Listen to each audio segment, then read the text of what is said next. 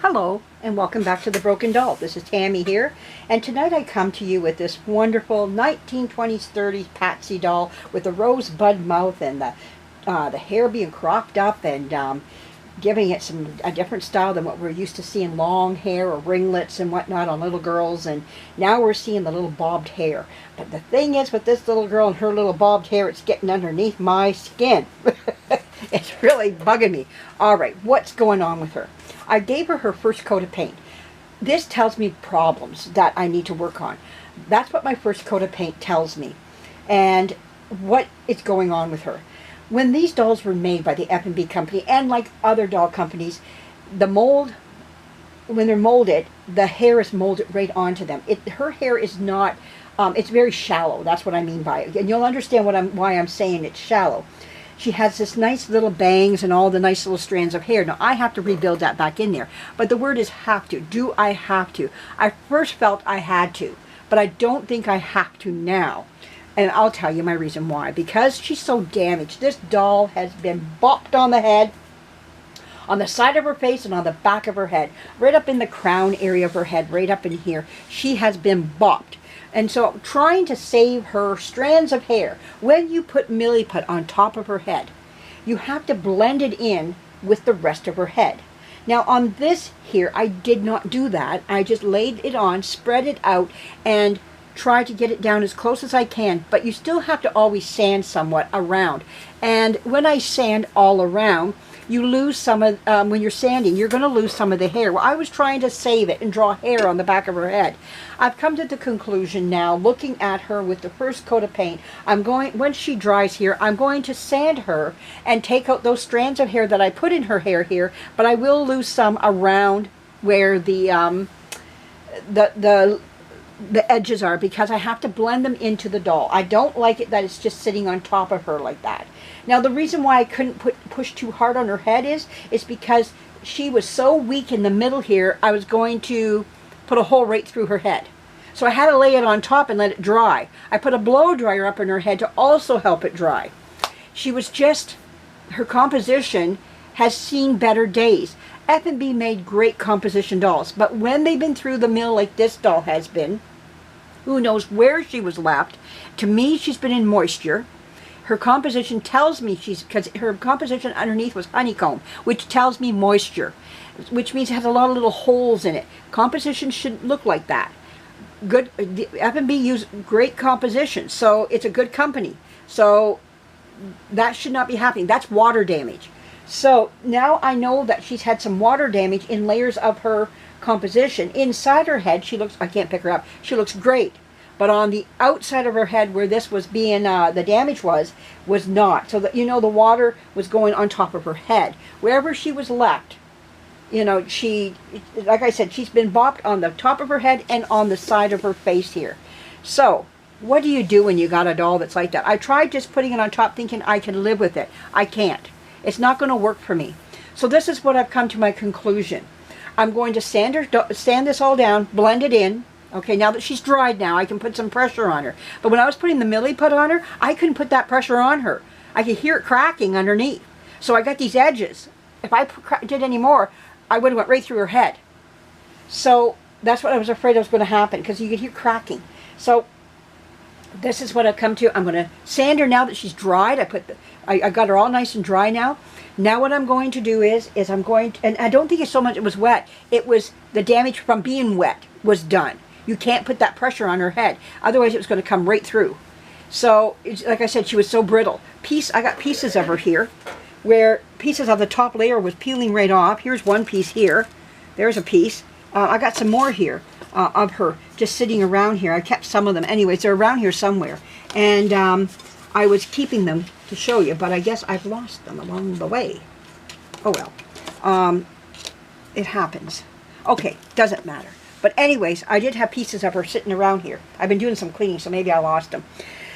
Okay, but anyways, now that I understand what her problem is, and once you understand your doll's problem, you know how to work with it. So if she's been weakened, like this one has been, she wasn't wet any longer. She was dry, but it's just that it's the results of being wet. That's what happened to her. I try to use paper clay.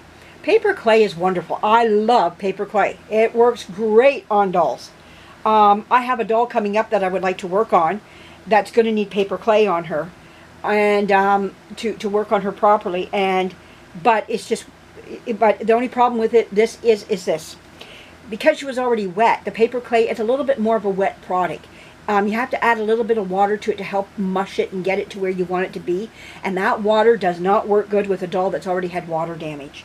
And so I put it on her, and I found that it was increasing the problem of her problem underneath. I peeled it off and got rid of it. It just wasn't, it was adhering, but the water in it was going right into the composition. I couldn't press on her. So I went, no, you need Milliput. So I went back to my Milliput and Milliputted her head. Then I decided, I'm not going to sand you down. I can live with the fact that you just have this little across, like this little hill on the back of your head. I can't live with that. I'm going to sand it, because I was trying not, like I said, if I sanded all my edges, I would have taken out her hair. The problem is that she's damaged, and I got to accept that. Now, when I airbrush her, she'll look great. Her airbrushing is going to look wonderful on her, and that will be her hair, the color of her hair. If I only have strands going down around the bottom, that's what she's going to have. But she'll still look great, and better than just having this bump on the back on the back of her head up near the crown. The side of her face. Let's go to the side now. I'm going to do some sanding there as well, and do the same thing. And we're just going to have to go with the fact that the airbrushing will help her out.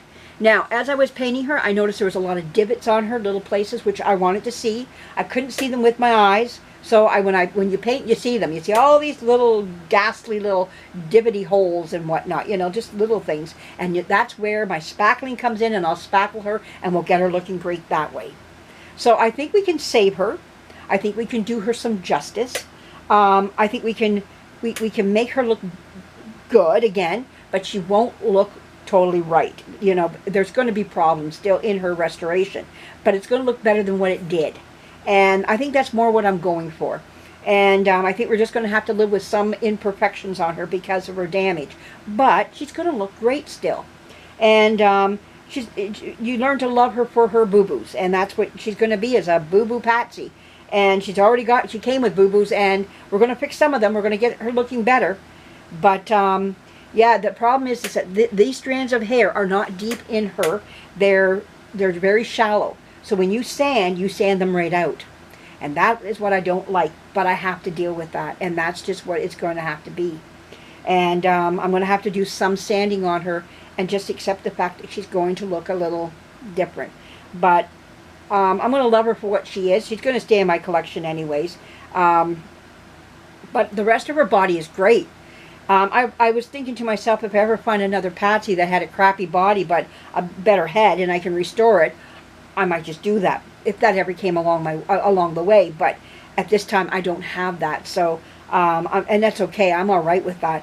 I rather, in some ways, just keeping her head with this body anyways, in that way, I guess. But if one did, I might just think about it, you know, if the body's not the greatest, or the legs or whatever, missing an arm or whatever, maybe that might be something to think about. And another thing, too, I'm going to put this in there. I don't know what I have up my attic. I could have another Patsy doll up there for all I know. I just don't know what I got up there. I haven't seen things in years. I mean, we're talking a decade, and I haven't seen a lot of them in a decade. So that, you know, it's been quite some time. So I'm just going to deal with it right now. I'm going to clean her up. I know I've got a lot of dolls like this up there, but are they Patsies or are they knockoffs? That's my issue with it. But that's okay. I'm going to love her for who and what she is, and get her looking better than what she is right now. Actually, she does look better than what she did when I first got her. It's something what lies underneath the paint. Once you get the paint off and you start seeing the damage, that's where you say to yourself, okay, you know, there's more going on with you than what meets the eye. And with her, definitely so. And yeah, it's just too bad, you know, but we can work with her. We can get her going, and we can get her looking better. And that's the name of the game there, getting her to look better.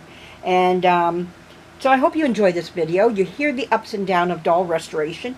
They're there. I have them just as well, and I make decisions along the way of what I want to do with her. I want to give a thank you to Antoinette Trevingo for giving me the idea of using a comb to put through her to make the strands of hair. That was a wonderful idea. Actually, it does work, Antoinette. It does. I don't think it worked well on this doll, but it has its place, and I'm not going to forget that. I think it has some merit to it, and I want to look at it more down the road. I think you're better off. You were right with saying something about a steel comb, because the steel comb parts are a little bit wider apart, which you could get those better strands with, which I'm going to look for, and maybe buy one up and just look for wider comb type thing, like, you know, type of thing. I do have a jar with some different combs, but they're plastic. It might still work. I might look at to see if I've got something up there. But the thing is, this does work, Antoinette. You stumbled on something which is wonderful. So thank you out there. I love the ideas that are given to me all the time. Somebody mentioned try paper clay. I never even thought about it. I got a pack of it sitting up on my back behind me here, and it was a great idea, but not for this doll. And you don't know that. Neither did I. I had to use it to find out. Yeah. So these are things that I just stumble into, and I try to figure them out. And that's what the name of the game is figuring it out as you move along, and trying to always push yourself into experimenting a little bit with your doll and still keeping the integrity of the doll. So anyways, thank you for joining me. Oh, I was going to paint the leg in front of you as well. Where are we at? Oh, no, we can't do that. So anyways, thanks for joining me. My battery is blinking here, so I gotta get moving, I guess. He's saying, move on, lady. All right. So have a great week, everybody. I hope your first day back to work is wonderful, and the weekend is coming. All right. Thanks for joining me. Bye-bye. Oh, leave me a comment and a thumbs up, please, if you can. I appreciate it. Bye-bye.